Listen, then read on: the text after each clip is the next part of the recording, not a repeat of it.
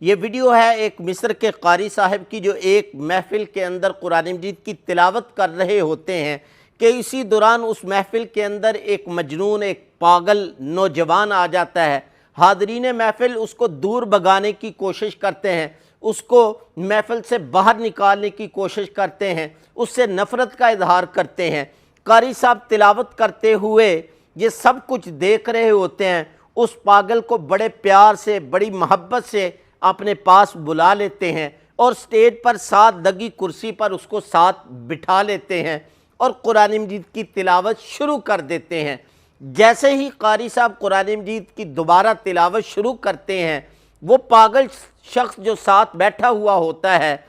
وہ جب قرآن مجید کی تلاوت سنتا ہے تو اس پر ایک ایسی رقت طاری ہو جاتی ہے کہ جس کی وجہ سے بے ساختہ اس کی آنکھوں سے آنسو نکلنا شروع ہو جاتے ہیں۔